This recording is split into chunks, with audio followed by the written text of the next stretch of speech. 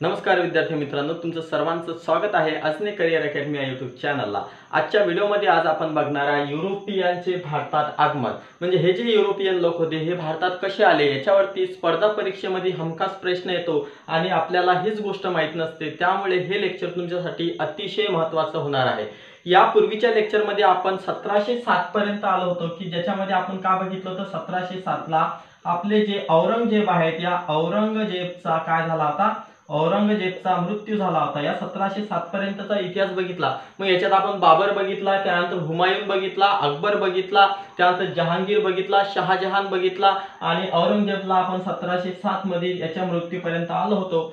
नंतर काय झालं, आता हे आपण बघितलं की हे औरंगजेब वगैरे हे होते त्यावेळेस भारतामध्ये जी सत्ता होती ही सत्ता कशी होती, तर ही सत्ता एकछत्री नव्हती। म्हणजे या भागामध्ये औरंगजेब राज्य करीत होता, त्यानंतर या भागामध्ये दुसरा राज्य करीत होता, या भागामध्ये दुसरा, या भागामध्ये दुसरा, म्हणजे असा भारत देश जो आपला आहे, जो अखंड भारत सम्राट अशोकाच्या काळात होता तसा अखंड भारत नव्हता। तर काय भारत हा म्हणजे हिंदुस्थान म्हणा किंवा भारत म्हणा किंवा इंडिया म्हणा, हे काय आहे तुकड्या तुकड्यांमध्ये विभागलेला होता। आणि हे प्रत्येक राज्य काय होते एकमेकांचे वैरी होते। म्हणजे हे राज्य काय करत होतं, साम्राज्यवादाचं धोरण पुकारत होतं, दुसऱ्या राज्यावर राज्य करत होते आणि शेजारच्या राज्यासोबत त्यांचं काही फारसं पटत नव्हतं। म्हणजे त्यावेळेस राज्य काय होतं आपलं तुकड्या तुकड्यात होतं। म्हणजे राष्ट्रीयत्वाची भावना त्यावेळेस फारशी नव्हती। त्यानंतर सामाजिक गोष्टी म्हणा किंवा राजकीय गोष्टी म्हणा याच्यामध्ये काय विफलता होती असंही म्हटलं तरी काही हरकत नाही। आणि याच गोष्टीचा फायदा कोणी घेतला, तर या युरोपियन लोकांनी घेतला। युरोपियन लोकांसाठी अतिशय असं पोषक वातावरण त्यांना भारतामध्ये दिसत होतं। मग भारतामध्ये दिसत होतं, परंतु भारताचा शोध त्यावेळेस लागलेला नव्हता। मग भारतामध्ये वेगवेगळ्या प्रकारच्या लोकांनी मोहिमा केल्या। आपल्याला माहित आहे कोलंबस सुद्धा भारताच्या शोधासाठी निघाला होता, अमेरिको व्हेस्पुसी सुद्धा भारताच्या शोधासाठी निघाला होता, परंतु या लोकांना भारताचा शोध लागला नव्हता। भारत कुठं आहे काय आहे हे काहीच माहित नव्हतं। परंतु या लेक्चरमध्ये आपण काय करणार आहे, भारताचा शोध कसा लागला आणि सोबतच या युरोपियन लोकांनी भारतामध्ये सत्ता कशी प्रस्थापित केली याविषयी सविस्तर माहिती आता तुम्हाला या लेक्चरमध्ये मिळणार आहे। म्हणून या लेक्चरला आता तुम्हाला काय करायचं आहे, तर सुरुवातपासून शेवटपर्यंत अतिशय काळजीपूर्वक काय करायचं आहे, लक्ष द्यायचं आहे। तर बघा, तर हे कोलंबस त्यानंतर अमेरिको व्हेस्पुसी भारतात आले। भारतात आल्यानंतर काय भारतात येण्याचा मार्ग शोधत होते, परंतु त्यांना मार्ग सापडला नाही। परंतु आपल्याला माहित आहे की हे युरोपियन पैकी सर्वात पहिले कोण आला, तर एक गोष्ट ध्यानात ठेवा, हे पीडीएफ आणि ई शेवटी ध्यानात ठेवायचा। पीडीएफ म्हणजे सर्वात पहिली पोर्तुगीज आले, नंतर डच आले, नंतर फ्रेंच आले आणि शेवटी इंग्रज आले।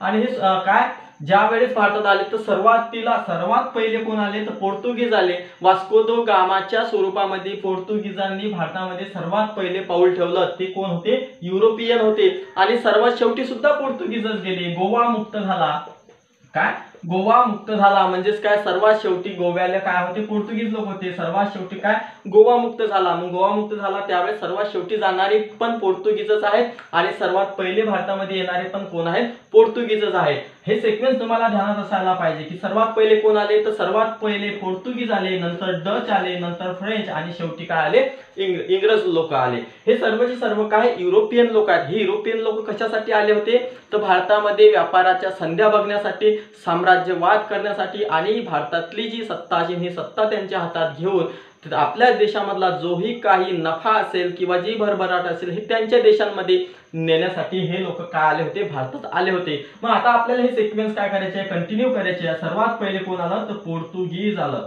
पोर्तुगीज आलं, सर्वात पहिले पोर्तुगीज आले। मग आता हे पोर्तुगीज कसे आले, भारताचा शोध कोणी लावला, तर या पोर्तुगीजांनीच भारताचा शोध लावला असं म्हणायला सुद्धा काही हरकत नाही। तर बघा, पोर्तुगीजांचा एक राजा होता, त्या राजाचं नाव काय आहे, तर रोम मॅन्युअल। काय रोम मॅन्युअल नावाचा काय एक राजा आहे। हा कुठचा राजा आहे, हा पोर्तुगीज राजा आहे। रोम मॅन्युअल नावाचा हा पोर्तुगीज राजा आहे। या राजाला काय वेगवेगळ्या देशांचे भूप्रदेश शोधण्याचा म्हणजे काय होता, छंद होता। त्यामुळे हा काय करायचा, वेगवेगळ्या मोहिमा करायचा। मग वास्को द गामा नावाच्या खलाशाला काय केले, याने प्रोत्साहन दिलं। कोणाला प्रोत्साहन दिलं, वास्को द गामा। काय वास्को द गामा नावाच्या जो खलाशी होता, हा काय खलाशी आहे। खलाशी म्हणजे काय, हा समुद्राद्वारे काय करायचा, वेगवेगळ्या देशाचे प्रांत शोधून काढायचा. मग हा जो वास्को द गामा आहे याला आर्थिक सहाय्य कोण केलं, रोम मॅन्युअलने. आता रोम मॅन्युअल कोण आहे, तर पोर्तुगीजांचा राजा आहे. पोर्तुगीज राजा कोण आहे, रोम मॅन्युअल. या रोम मॅन्युअलने कोणाला आर्थिक सहाय्य केले, वास्को द गामाला. याला वेगवेगळ्या प्रकारचे जहाज दिले. एकूण किती, 4 जहाज सुरुवातीच्या साठी किती जहाज दिले, 4 जहाज दिले. त्यानंतर त्याच्यामध्ये शस्त्र अस्त्र दिले आणि सोबतच काय दिलं, सैन्य दिलं. ते किती, 170 खलाशी दिले. किती, 170, जवळपास 170 मागे पुढे होऊ शकते. तर 170 खलाशासह 4 जहाज घेऊन हा वास्को द गामा कुठं निघाला, आता भारताच्या शोधासाठी निघाला. तर या मोहिमेमध्ये कोण होतं, तर याचा भाऊ सुद्धा होता. हे 4 जहाज होते, त्यानंतर त्याचा भाऊ होता आणि 170 सोबत खलाशी सुद्धा होते. आता हा जो वास्को द गामा निघाला, तर यांनी 4 जहाज घेतले होते. यातले 4 जहाजापैकी 2 जहाज अतिशय महत्वाचे आहेत आणि याच्यावरती प्रश्न सुद्धा बऱ्याचदा विचारला जातो. एक पहिलं जहाज म्हणजे काय, साओ द, सरळ गॅब्रियल म्हणू शकतो आपण त्याला, साओ गॅब्रियल. फक्त मी गॅब्रियल लिहितो. गॅब्रियल नावाचं एक जहाज होतं. आता या जहाजाचं कमांडिंग कोणाकडे होतं, तर वास्को द गामा कमांड करत होता. गॅब्रियल नावाच्या जहाजावर कमांडर कोण होता, तर वास्को द गामा होता. म्हणजे या जहाजाचा प्रमुख कोण होता, तर गॅब्रियल जहाजाचा प्रमुख होता वास्को द गामा. आणि दुसरं जे महत्वाचं जहाज होतं ते म्हणजे राफेल होतं, साओ राफेल. काय, राफेल. आता या साओ राफेलचं कमांड कोणाच्या जवळ होतं, तर वास्को द गामाचा जो भाऊ होता त्या भावाचं नाव काय आहे, पाउलो द गामा. काय, Paulo the gamma, Paulo the gamma. बघा काय, वास्को द गामा कोण्या जहाजावर होता, गॅब्रियल जहाजावर होता. हे सुद्धा ध्यानात ठेवायचं आपल्याला. आणि राफेल जहाजावर कोण होता, तर पाउलो द गामा होता. त्यानंतर अन्य सुद्धा जहाज होते, जसे की बेरिओ होतं. काय, बेरिओ नावाचं जहाज होतं. सोबतच अजून एक जहाज होतं. हे जहाज इम्पॉर्टंट नाहीत, कारण की याच्यावर प्रश्न विचारला जात नाही. प्रश्न विचारला जातो, गॅब्रियल जहाजाचं नेतृत्व कोणी केलं होतं, तर वास्को द गामा यांनी केलं होतं. त्यानंतर राफेल नावाचं जे जहाज होतं, या जहाजाचं नेतृत्व कोणी केलं, तर Paulo the gamma. Paulo the gamma कोण आहे, तर वास्को द गामाचा भाऊ आहे. मग वास्को द गामा स्वतःच्या भावाला घेऊन या मोहिमेवर निघाला. तर हा कधी निघाला, तर ही तारीख सुद्धा महत्वाची आहे. तर ही तारीख काय आहे, 8 जुलै. काय, 8 जुलै 1497. काय, 8 जुलै 1497 ला वास्को द गामा आपल्या 170 खलाशासह आणि 4 जहाजासह लिबनन, काय, लिस्बन वरून निघाला. कुठून निघाला, लिस्बन वरून निघाला. हे अतिशय महत्वाचं आहे. कुठून निघाला, तो लिस्बन वरून निघाला. लिस्बन वरून कधी निघाला, तर 8 जुलै 1497 ला. 8 जुलै 1497 ला वास्को द गामा आपला भाऊ पाउलो द गामा सोबत आणि 170 खलाशी घेऊन कुठे निघाला, भारताच्या शोधाकरता निघाला. आता हा भारताच्या शोधाकरता निघाल्यानंतर काय झालं, तर बघा अचानकपणे काय झालं, तर 17 मे ला, काय, 17 मे 1498 ला हा पोहोचला एका होपला. त्याचं नाव काय, केप ऑफ गुड होप. काय, केप ऑफ गुड होप म्हणून ओळखले जाते. Cape of Good Hope. बघा हे अतिशय महत्वाचं आहे. 17 मे 1498 ला हा कुठं पोहोचला, केप ऑफ गुड होपला. म्हणजे काय, आशेचं भूशीर म्हणतो त्याला आपण. काय म्हणतो, आशेचं भूशीर. आशेचे भूशीर, आशेचे भूशीर. कुठे आला हा, आशेच्या भूशीरला. कधी आला, 17 मे 1498. अतिशय महत्वाचा आहे. याच्यावरती सुद्धा प्रश्न तुम्हाला बघायला मिळेल. काय, 17 मे 1498 ला केप ऑफ गुड होप म्हणजेच काय, आशेचं भूशीर जे म्हटलं जाते आफ्रिकेतलं, इथं हा आला. इथं आल्यानंतर या आशेच्या भूशीरला काय, त्यांनी वळसा घातला. त्यानंतर वळसा घातल्यानंतर तो येऊन पोहोचला कुठे, भारताच्या किनाऱ्यावर. आणि ते बंदर होतं, त्या बंदराचं नाव काय होतं, तर कालिकत बंदर. काय नाव होतं त्या बंदराचं, कालिकत बंदर. तर कालिकत बंदरावर येऊन पोहोचला. बघा आपण हे इथं इरेज करू आणि दुसऱ्या साईडला लिहू. आता हा वास्को द गामा कधी निघाला होता, तर 8 तारखेला. कधी, 8 जुलै 1497 ला. बघा 8 जुलै 1497 ला निघाला होता. त्यानंतर हा येऊन पोहोचला कुठे, 17 मे ला केप ऑफ गुड होपला. 17 मे 1498 ला कुठे येऊन पोहोचला, तर केप ऑफ गुड होपला येऊन पोहोचला. केप ऑफ गुड होपला येऊन पोहोचल्यानंतर हा सरळ काय करू शकतो, म्हणू शकतो आपण की नंतर याला काय भेटला, भारताचा किनारा भेटला. आणि भारताचा किनारा भेटला तर तो कोणता किनारा होता, कालिकत बंदर होतं. काय, कालिकत बंदर होतं। हा जो वास्को द गामा कालिकत बंदरावर ज्या वेळेस पोहोचला त्यावेळेस तिथं कोण होता राजा, तर झामोरीन राजा होता। काय झामोरीन, ऍक्च्युली झामोरीन हे काय त्या तिथल्या राजाला पदवी होती, काय झामोरीन। तर इथं झामोरीन राज्य करत होता। या झामोरीन राजाने या कालिकत बंदरावर या वास्को द गामाचं काय केलं, स्वागत केलं। आणि अशा प्रकारे काय झाला, भारताच्या समुद्र किनाऱ्या म्हणजे समुद्र किनाऱ्याने भारताच्या किनाऱ्याचा काय लागला, शोध लागला। आता इथं तुम्हाला दोन गोष्टी महत्वाच्या आहेत। पहिली गोष्ट म्हणजे काय, याने आपला प्रवास कधी सुरू केला, तर ध्यानात ठेवायचं 8 जुलै 1497। काय 8 जुलै 1497 ला प्रवास सुरू केला। त्यानंतर अजून एक तारीख ठेवायची 17 मे 1498 ला हा आशेच्या भूशीरला वळसा घातला याने। काय आशेचे भूशीर, आशेच्या भूशीरला काय घेतला याने, वळसा घातला। त्यानंतर कालिकत बंदरावर तो येऊन पोहोचला। कुठं पोहोचला, कालिकत बंदरावर येऊन पोहोचला। त्यावेळेस राजा कोण होता, तर राजा झामोरीन होता। कोण होता, राजा झामोरीन होता। अशा प्रकारे हा वास्को द गामाने काय केला, भारताच्या किनाऱ्याचा शोध लावला। आता इथं आल्यावर झामोरीन राजांनी काय केलं, याचं स्वागत केलं। आता वास्को द गामा कशासाठी आला होता, तर भेट देण्यासाठी आला होता का, तर नाही। हा वास्को द गामा कशासाठी आला होता, व्यापार करण्यासाठी आला होता। मग आता व्यापार करण्यासाठी आल्यामुळे या वास्को द गामाने काय केलं, तर या झामोरीन राजाकडून काय व्यापाराच्या सवलती मिळवल्या। काय केल्याने, व्यापाराच्या सवलती मिळवल्या, व्यापारी सवलती मिळवल्या। आता व्यापारी सवलती मिळवल्यानंतर या वास्को द गामाला कळून आलं की हा जो भारताचा किनारा आहे किंवा हा जो भारत देश आहे, या भारत देशामध्ये काय आपण व्यापार चांगल्या पद्धतीने करू शकतो। त्यानंतर चांगल्या पद्धतीने आपण इथं काय करू शकतो, इथं आपलं साम्राज्य प्रस्थापित करू शकतो, असा कोणाला वाटलं, वास्को द गामाला वाटलं। म्हणून हा वास्को द गामा काय केला की फक्त या 4 जहाजांनीच आपला व्यापार होणार नाही, म्हणून काय करावं लागेल, आता आपल्याला आपला जो राजा आहे मॅन्युअल, कोण राजा जो होता मॅन्युअल, रोम मॅन्युअल, या रोम मॅन्युअलला सांगून आता भारतामध्ये काय करू, आपण पोर्तुगीजांचा व्यापार सुरू करू। म्हणून काय केलं यानं, 9 सप्टेंबरला, कधी 9 सप्टेंबरला काय केलं, 9 सप्टेंबर 1499 ला हा परत पोर्तुगीजला वापस गेला। काय कुठे गेला, 9 सप्टेंबर 1499 ला हा परत पोर्तुगीज मध्ये गेला। पोर्तुगीज मध्ये गेल्यानंतर यानं तो जो राजा होता रोम मॅन्युअल, या रोम मॅन्युअलला हकीकत सांगितली आणि इथं व्यापाराच्या संधी अस्तित्वात आहे, त्यानंतर भरभराट आहे। म्हणून काय करायचं आहे, आता आपल्याला भारताकडे व्यापारासाठी जायचं आहे असं ठरवलं। आणि मग त्या राजाने रोम मॅन्युअलने काय केलं, 10 जहाजासह या वास्को द गामाला परत पाठवलं होतं, म्हणजे पोर्तुगीजांना परत पाठवलं होतं। कशासाठी, आता तर फक्त आणि फक्त व्यापार करण्यासाठी। अतिशय महत्वाचं आहे हे, कारण की हाच प्रश्न तुम्हाला बऱ्याचदा स्पर्धा परीक्षेमध्ये विचारू शकतात। यातले की पॉइंट कोणते आहेत, तर हा झामोरीन राजा अतिशय की पॉइंट आहे, कालिकत बंदर अतिशय की पॉइंट आहे, 8 जुलै तारीख इथं काय वास्को द गामाने प्रवास सुरू केला होता। त्यानंतर काय सर्वात महत्वाची गोष्ट, 17 मे ला 1498 ला काय केप ऑफ गुड होप म्हणजे आशेच्या भूशीरला काय केलं होतं, याने वळसा घातला होता। या गोष्टी अतिशय महत्वाच्या। सोबतच पाउलो दी गामा हे काय आहेत, ब्रदर म्हणजे काय भाऊ आहेत वास्को द गामाचे। 170 खलाशासह 4 जहाज, त्यानंतर ते दोन जहाज जे सांगितले मी, त्या जहाजांचे नाव गॅब्रियल, राफेल आणि काय बेरियो, हे अतिशय महत्वाचे की पॉइंट आहेत।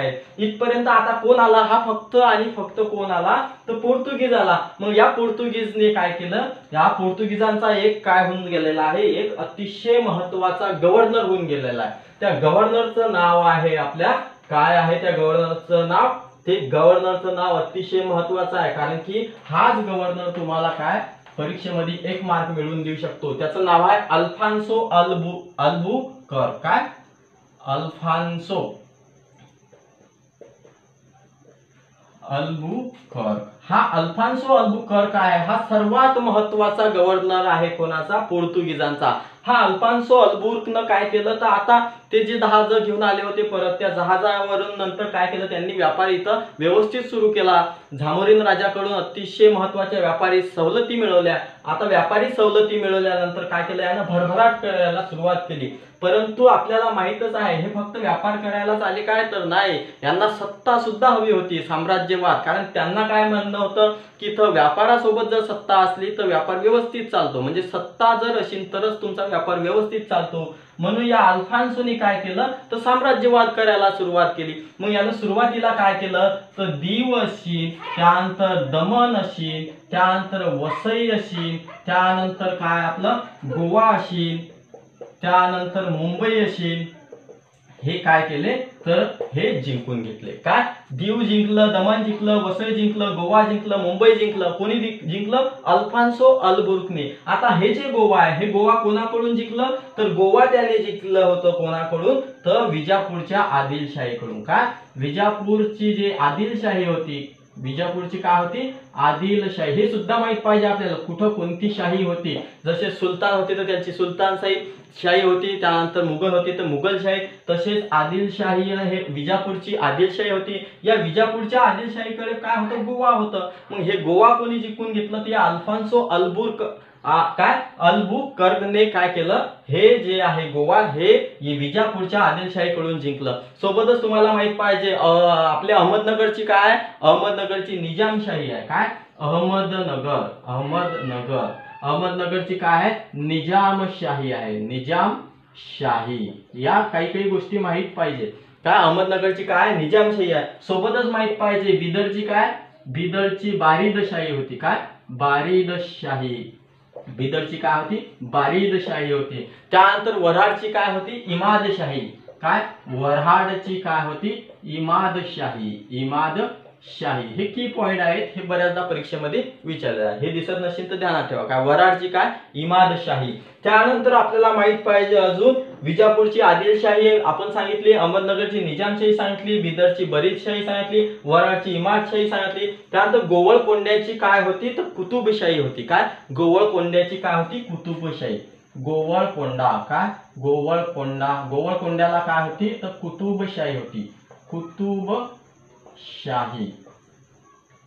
बघा गोवळकोंड्याला काय होती कुतुबशाही। हे की पॉइंट आहे, हे अतिशय वन लाइनर क्वेश्चन आहे, बऱ्याचदा परीक्षेमध्ये विचारले जातात। काय विजापूरची आदिलशाही होती, अहमदनगरची निजामशाही होती, बिदरची बरीदशाही होती, वऱ्हाडची इमादशाही होती, गोवळकोंड्याला काय होती कुतुबशाही होती। तर हे जे विजापूरची आदिलशाही होती या विजापूरच्या आदिलशाहीच्या अंडर मध्ये होतं गोवा, जे सध्या आपण गोवा राज्य म्हणून ओळखतो। हे गोवा जे होतं या अल्फान्सो अल्बुकर्कने काय केलं तर या विजापूरच्या आदिलशाहीकडून काय गोवा जिंकलं, मुंबई जिंकलं, वसई, दमण, दीव हे सगळे प्रांत काय केले तर या अल्फान्सो अल्बुकर्कने काय केले जिंकून घेतले। हेच ते काय मुंबई आहे हे मुंबई बेट, हे मुंबई बेट काय केलं होतं याच पोर्तुगीजांनी इंग्रजांना काय केलं होतं आंदन म्हणून दिलं होतं। हे सुद्धा आपल्याला माहित आहे, ते पुढे आपल्या लेक्चर मध्ये येणारच आहे हळूहळू। हेच ते मुंबई बेट आहे की जे काय केलं होतं या पोर्तुगीजांनी आंदन म्हणून दिलं होतं। आता आपण काय देतो त्यावेळेस हे सरळ मुंबई नावाचं जे बेट होतं हे मुंबई बेट त्यांनी काय केलं होतं इंग्रजांना आंदन म्हणून दिलं होतं। म्हणजे ते पोर्तुगीजांच्या मुलीचं लग्न काय केलं होतं इंग्रजाच्या मुलासोबत केलं होतं, तर त्यावेळेस तिथं काय त्यांना आंदन म्हणून मुंबई बेट दिलं होतं। हे सुद्धा इतिहासामध्ये आपल्याला पुढे बघायचं आहे, हे सविस्तर बघू आपण पुढे। तर बघा आता इथपर्यंत आलो आपण, इथपर्यंत काय समजलं आपल्याला अल्फान्सो अल्बुकर्क हा काय होता, हा अल्बुकर्क हा जो आहे हा पोर्तुगीजांचा गव्हर्नर होता, अतिशय महत्वाकांक्षी गव्हर्नर होता। यानं काय दीव, दमण, वसई, त्यानंतर गोवा, मुंबई हे बेट काय केले हे बेट होतं हे बाकीचे काय केले त्यांनी जिंकून घेतले। जिंकून घेतल्यानंतर तिथं व्यापार काय केला ते व्यापाराचा विस्तार केला। परंतु नंतर काय झालं तर नंतर एक मिनिट बघा आता हे अशा प्रकारे त्यांनी व्यापार केला। तर परत नंतर काय झालं तर नंतर सर्वात महत्वाची गोष्ट झाली, आपण काय म्हणता फक्त पोर्तुगीज नाही आलेले आहे इथं, पोर्तुगीजांसोबत डच आलेले आहे, फ्रेंच आलेले आहे, त्यानंतर इंग्रज सुद्धा आलेले आहे। तर या लोकांचे काय झाले अंतर्गत वाद निर्माण झाले होते। काय झाले होते अंतर्गत वाद निर्माण झाले होते। मग आता हे अंतर्गत ज्यावेळेस वाद निर्माण होतात त्यावेळेस काय बऱ्याचदा काय होत असतात सत्ता प्रस्थापित करणं किंवा सत्तेला टिकून ठेवणं हे अतिशय अवघड होत असते। म्हणून काय झालं तर हे जे आले होते आपले इंग्रज जे आले होते, इंग्रजांनी काय केलं होता तर इंग्रजांनी या पोर्तुगीजांचा पराभव केला होता। हा पोर्तुगीजांचा पराभव त्यांनी कधी केला तर त्यांनी 1650 ला, काय 1650 इंग्रजांनी नाही केला स्पेनने केला। काय स्पेनने 1650ला पोर्तुगीजांवरती हल्ला केला होता आणि या पोर्तुगीजांचा 1650ला काय केला होता, पूर्ण पराभव केला होता. सोबतच आपल्याला माहित पाहिजे की 1664ला आय थिंक 1639ला किती आहे 1739ला 1739ला काय झालं होतं, तर आपले जे चिमाजी अप्पा आहेत, काय चिमाजी अप्पा यांनी वसईच्या युद्धात काय केलं होतं, वसईच्या युद्धात काय केलं होतं, या चिमाजी अप्पांनी या पोर्तुगीजांचा दारुण पराभव केला होता. काय 1739 हे ध्यानात ठेवायचं. 1739 वसईची लढाई झाली होती. या वसईच्या लढाईमध्ये कोणाकोणामध्ये, चिमाजी अप्पा वर्सेस पोर्तुगीज. तर या चिमाजी अप्पांनी या पोर्तुगीजांचा दारुण पराभव केला होता 1739ला. अशा प्रकारे हे काय झाली आपली, हे पहिली झाली पोर्तुगीज लोक झाले. काय झाले, पोर्तुगीज लोक झाले. हे पोर्तुगीज लोक अशा प्रकारे भारतात आले. त्यानंतर गोवा ज्यावेळेस मुक्त झाला त्यावेळेस ते भारतातून निघून गेले. ते पुढे आपल्याला इतिहासामध्ये हळूहळू बघायला मिळणारच आहे. हे झाले फक्त पोर्तुगीज. मग सोबतच कोण आलं होतं, हॉलंडचे जे डच आहेत, म्हणजे काय हॉलंड आलं होतं.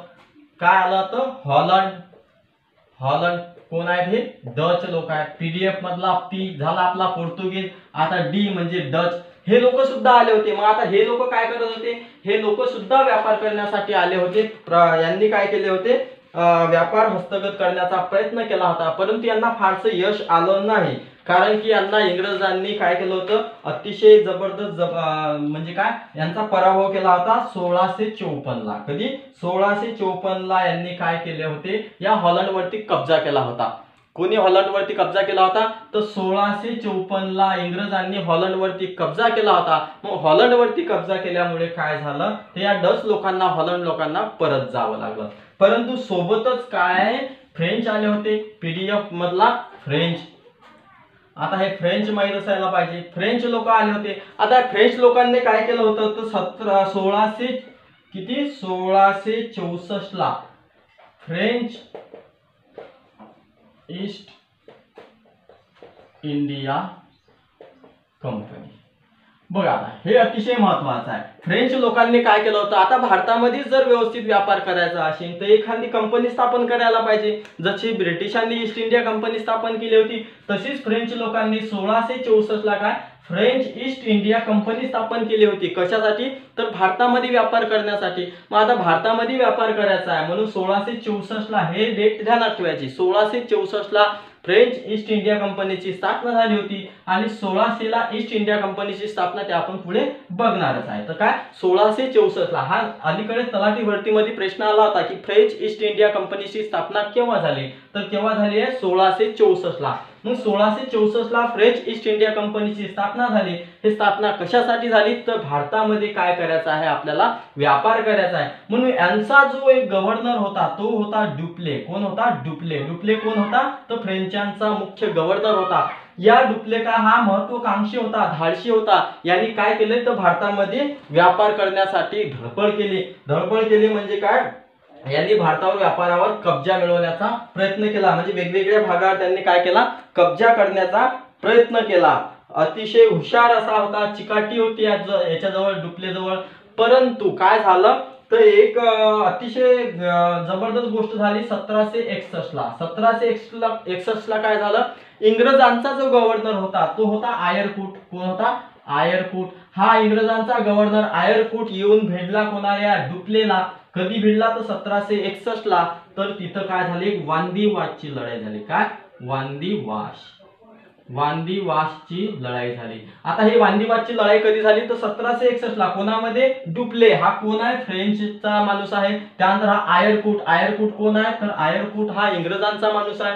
म्हणजे आयरकूट आणि डुप्ले म्हणजे इंग्रज आणि फ्रेंच मध्ये 1761ला एक युद्ध झालं. त्या युद्धाचं नाव काय आहे, वांदिवासची लढाई आहे. या वांदिवासच्या लढाईमध्ये या आयरकूटनं काय केलं, या डुप्लेचा दारुण पराभव केला. मग इथं दारुण पराभव केल्यामुळे काय झालं, फ्रेंचांना हादरा बसला. म्हणून आता सत्तेत कोण उरलं, तर फक्त इंग्रज उरले. मग आता हे इंग्रज लोक काय होते, तर अतिशय हुशार लोक होते.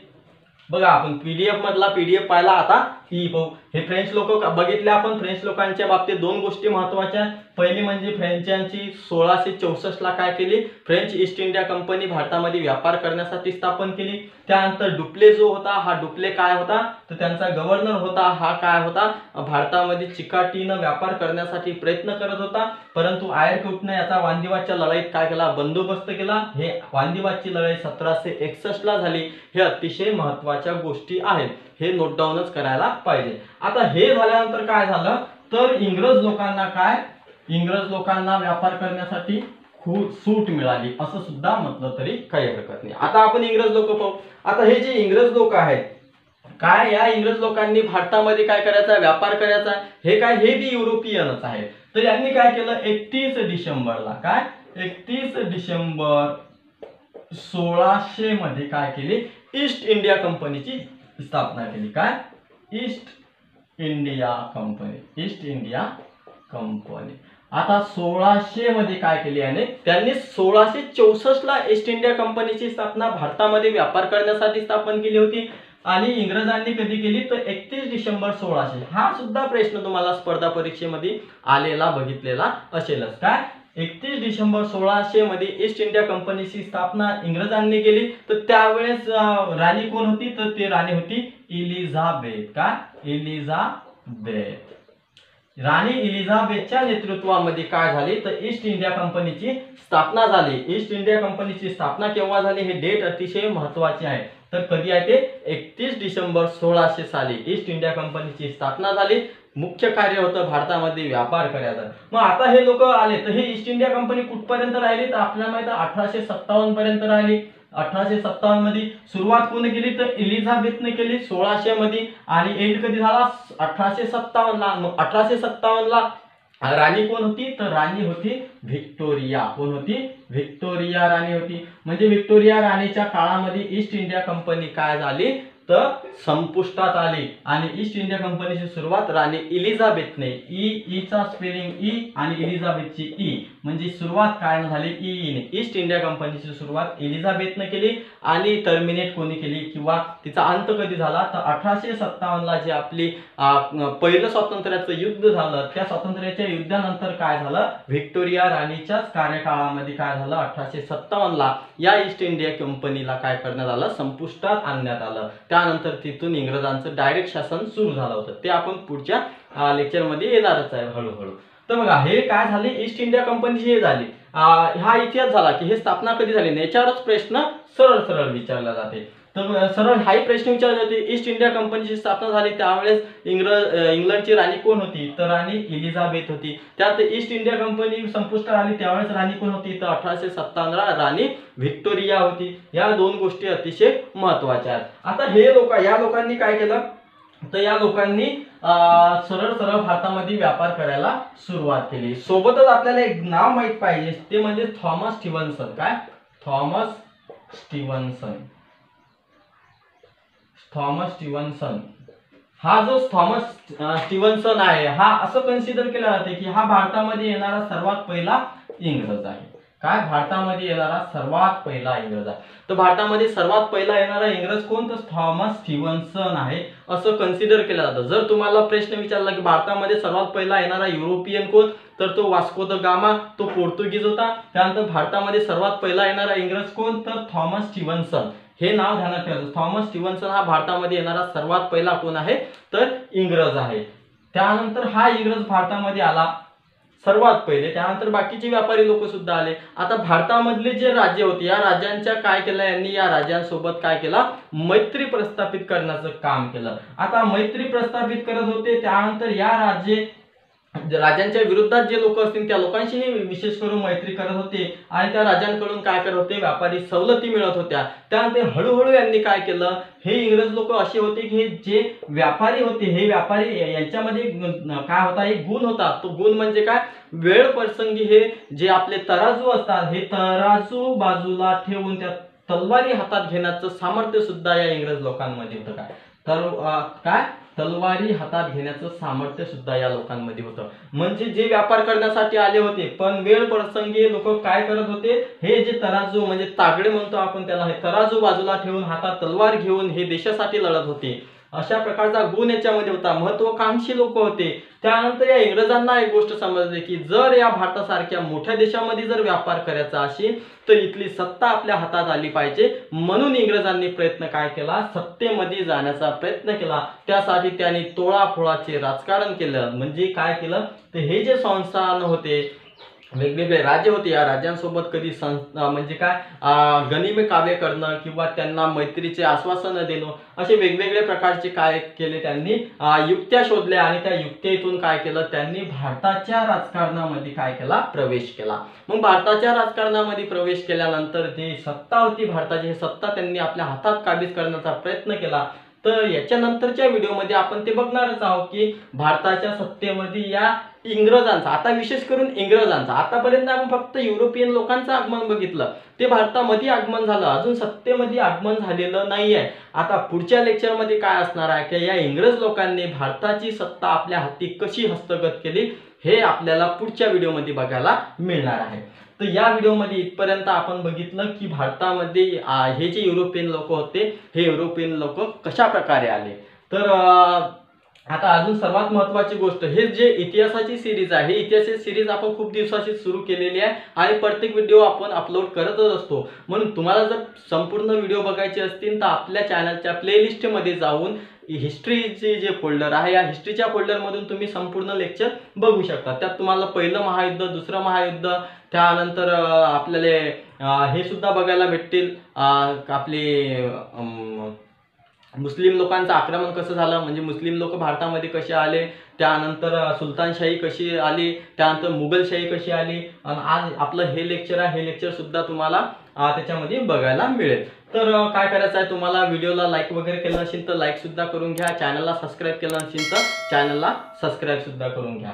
आता महत्त्वाची गोष्ट इथं सांगायची एक आहे की आता हे लोक काय करणार आहेत, इथपर्यंत काय केलं, फक्त आता यांचा भारतामध्ये प्रवेश झाला, भारतामध्ये प्रवेश झाल्यानंतर आता हे काय करणार आहे, तर भारताच्या राजकारणामध्ये प्रवेश करणार आहे। मग भारताच्या राजकारणामध्ये टिकणार कोण आहे, तर इंग्रजच टिकणार आहे। मग ते डायरेक्ट जाणार आहेत का, नाही, तर त्याच्यामध्ये वेगवेगळ्या प्रकारचे युद्ध होणार आहेत, वेगवेगळ्या प्रकारच्या लढाया होणार आहेत, वेगवेगळ्या प्रकारचे कट कारस्थान होणार आहेत, आणि मग नंतर काय होणार आहे, भारताच्या इतिहासामध्ये आपल्याला बघायला मिळणार आहे की या इंग्रज लोकांनी भारतामध्ये प्रवेश कसा केला, भारताच्या सत्तेत प्रवेश कसा केला।